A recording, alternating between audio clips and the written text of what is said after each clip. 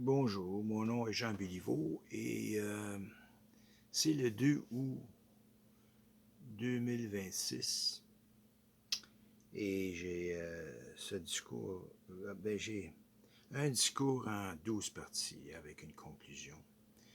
Et je vais vous lire seulement 4 parties à la fois jusqu'à la conclusion. Alors, ce discours au sujet de l'intelligence artificielle et l'avenir de l'humanité c'est au sujet de la puissance technologique et à la sagesse de l'existence.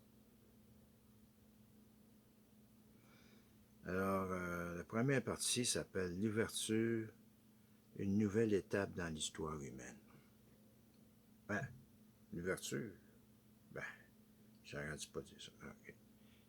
C'est ça. Alors, je commence. Chaque grande période de l'histoire humaine est marquée par une découverte qui transforme profondément notre manière de vivre, de penser et de comprendre notre place dans le monde. Le feu a changé notre relation avec notre environnement. L'agriculture a permis la naissance des civilisations. L'écriture a permis à la mémoire humaine de traverser le temps. Et l'imprimerie a démocratisé le savoir. L'électricité a transformé nos sociétés et l'informatique et l'Internet ont créé une nouvelle époque de communication et accès à la connaissance. Mais aujourd'hui, nous sommes devant une invention différente de toutes les autres.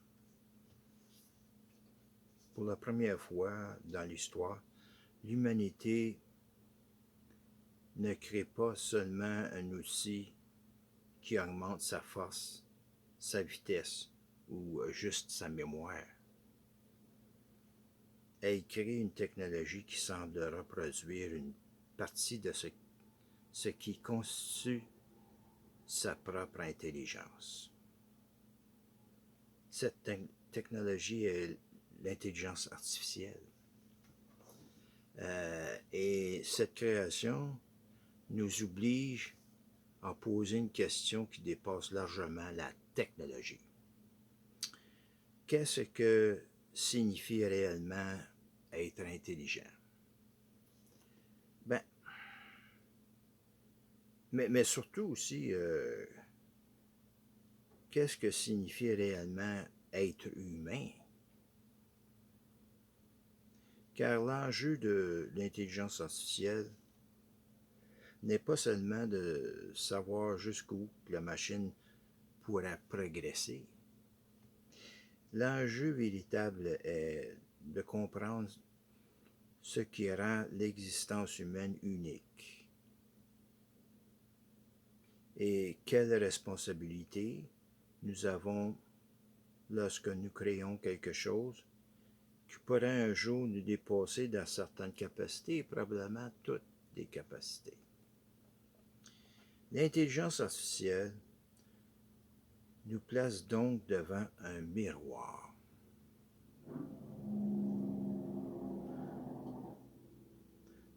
En cherchant à créer une nouvelle forme d'intelligence, nous sommes obligés de mieux comprendre notre propre intelligence. Partie 2. Comprendre les différentes formes d'intelligence. Pendant longtemps, l'intelligence a été principalement associée à la capacité de raisonner, de calculer, de mémoriser et de résoudre des problèmes. Mais l'intelligence humaine est beaucoup plus vaste. L'être humain possède une intelligence rationnelle qui lui permet d'analyser le monde. Il possède une intelligence émotionnelle qui lui permet de ressentir, de comprendre les autres et de créer des liens. Il possède une intelligence sociale qui lui permet de vivre en communauté, de collaborer et de construire des civilisations. Il possède une intelligence créative qui lui permet d'imaginer ce qui n'existe pas encore. Il possède une intelligence morale qui l'amène à réfléchir au bien, au mal et à la justice et à la responsabilité aussi. Et il possède une intelligence existentielle qui l'amène à se poser les questions les plus profondes. Pourquoi existons-nous? Quelle est notre place dans l'univers? Quel est le sens de notre passage sur Terre? Cette dernière dimension est peut-être l'une des différences les plus importantes entre une capacité de calcul et une expérience humaine. L'humain ne cherche pas seulement des réponses. Il cherche une signification. Il ne veut pas seulement comprendre comment fonctionne l'univers. Il veut comprendre pourquoi il existe dans cet univers. Et la troisième partie, sur l'intelligence humaine. Une intelligence née du vivant. Ça, c'est nous autres. Ah, pardon. L'intelligence humaine est profondément liée à la vie. Elle n'est pas apparue soudainement. Elle est le résultat d'une longue évolution biologique qui s'étend sur des millions d'années. Elle est liée à notre corps, à notre cerveau, à notre ADN, à notre environnement et à nos interactions avec les autres êtres vivants. L'humain n'est pas une intelligence isolée. Elle est une partie d'un immense réseau de vivants.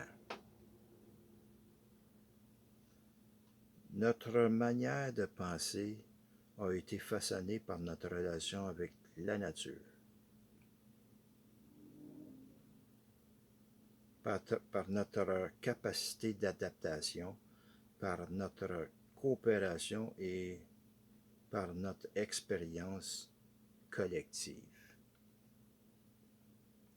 Nous sommes des êtres qui naissent.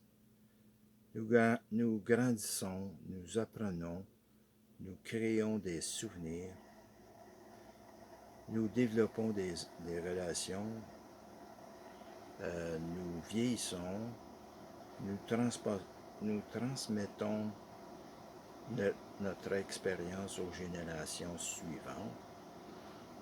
Notre intelligence est donc inséparable de notre existence. Elle n'est pas seulement une fonction, elle est une expérience vécue. Rendu à la quatrième partie, le titre c'est au sujet de l'intelligence artificielle, une création différente. L'intelligence artificielle est un chemin complètement différent.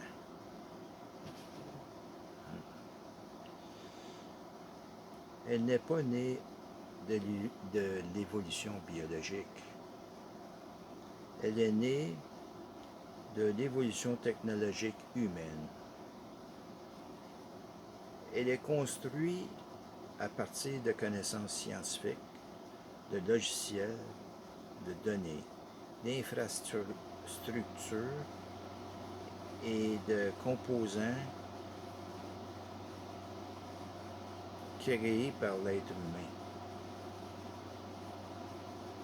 Elle représente une extension de notre propre capacité d'inventer. Aujourd'hui, l'intelligence artificielle peut déjà accomplir des choses extraordinaires. Elle peut analyser d'immenses quantités d'informations. Elle peut aider les chercheurs à découvrir de nouvelles connaissances. Elle peut assister les médecins dans certaines analyses. Elle peut contribuer à l'éducation personnalisée. Elle peut aider à résoudre des problèmes complexes. Dans certains domaines précis, elle peut dépasser les capacités humaines. Mais une question fondamentale demeure. Une intelligence supérieure dans certains domaines devient-elle automatiquement une intelligence humaine? Pas nécessairement.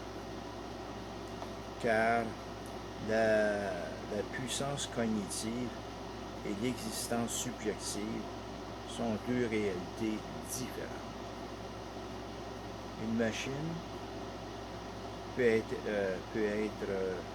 extrêmement performante. Mais la performance ne répond pas entièrement à la question de l'existence.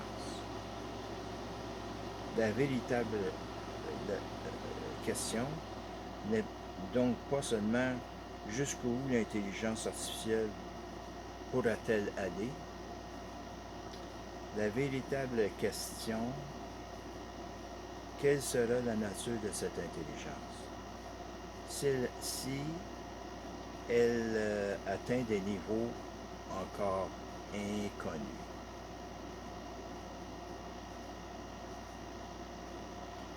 Et c'est tout pour ce soir. À la prochaine pour les autres parties du discours.